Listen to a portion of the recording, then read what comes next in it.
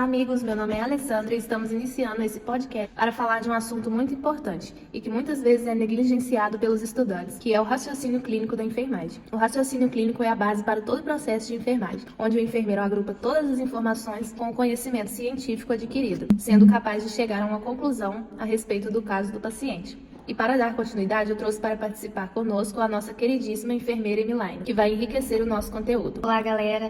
A gente sabe que cada paciente ele é único e isso exige da enfermagem um cuidado com a abordagem a ser feita com ele, né? Desde a comunicação verbal e a não verbal, para que possamos pegar todas as informações, seja na coleta de dados ou no exame físico. Certo. E esse raciocínio possui algum segredo para desenvolver? Então, os enfermeiros mais experientes, eles possuem um conhecimento clínico prévio. Dessa forma, demanda menos tempo para desenvolver uma relação aos menos experientes. Isso acontece porque eles já passaram por diversas situações em que ele precisou interagir com todos os sinais, sintomas, queixas, exame físico e a fisiopatologia da doença também, com a introdução à farmacologia e também à semiologia. É o que podemos chamar de raciocínio clínico não analítico, não é mesmo? Em que recebemos uma informação e processamos de forma rápida e automática, pois ativamos a memória de que já tivemos essa experiência antes. Isso, exatamente. E também em contrapartida, o enfermeiro recém-formado, por exemplo, ele possui um raciocínio clínico analítico, em que precisa de mais tempo e gastar mais energia para interpretar as informações, né? Buscando um embasamento científico para fundamentar o seu raciocínio. Então, o desenvolvimento acontece a partir da frequência que isso acontece, o profissional ganha autonomia e se aperfeiçoa no cuidado prestado ao paciente. Isso, e para melhorar também a compreensão, darei um exemplo. Por exemplo, na triagem da UPA, chega um paciente do sexo feminino, de 28 anos, sem comorbidades. Ele tem relato de náusea, vômito, diarreia e dor abdominal. Ao decorrer da anamnese, refere-se que realizou uma refeição fora de casa, em um local onde não era do seu costume, e achou o alimento um gosto um pouco estranho.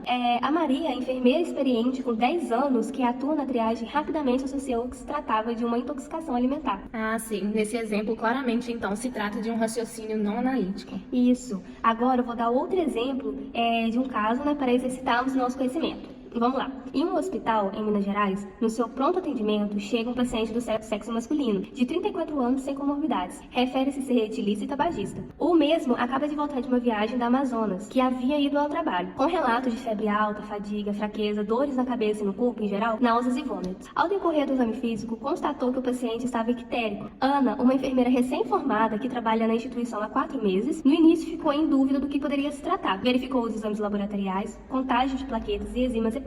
Pesquisou em dados epidemiológicos patologias que eram endêmicas na Amazônia. Perguntou se ele teve exposição a mosquito e ao mesmo relatou que fez um passeio no final da tarde na beira do rio. Após essas pesquisas, ela constatou que poderia se tratar de uma febre amarela.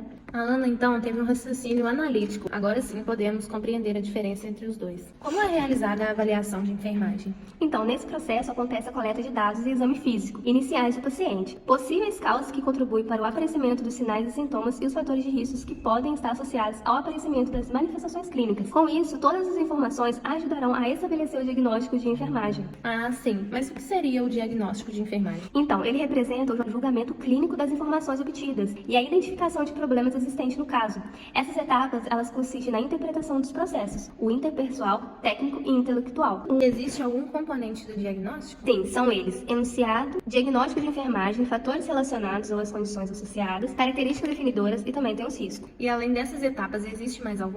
Claro, além dessas etapas que eu te falei, existe mais 3, que é o planejamento, né? O planejamento de enfermagem é a etapa em que são definidos objetivos e estratégias para atender as necessidades indicadas nos pacientes. Envolve a elaboração de um plano de cuidados individualizado, visando garantir a eficácia e segurança e é centrado no paciente. As prescrições devem ser baseadas em evidências clínicas, as decisões devem ser tomadas em pensamentos nos riscos e benefícios, tem que respeitar o exercício profissional, né, que é a Lei 7.498, e também o Código de Ética de Enfermagem, que é a Resolução 564 de 2017. Nossa, que legal. Me fale dos outros. Então, vamos lá. Implementações seria basicamente a realização das intervenções, a implementação de enfermagem e a fase em que as intervenções planejadas são realizadas para fornecer cuidados aos pacientes de acordo com o plano estabelecido. Isso envolve a execução das ações necessárias para promover a saúde, prevenir doenças ou tratar condições existentes, conforme indicado pelas metas e estratégias definidas no planejamento de enfermagem. E, por fim, temos a avaliação, que compreende a avaliação dos resultados alcançados de enfermagem e a saúde da pessoa, família, coletividade e grupos especiais. Essas etapas, elas permitem a análise e a revisão de todos os processos de enfermagem.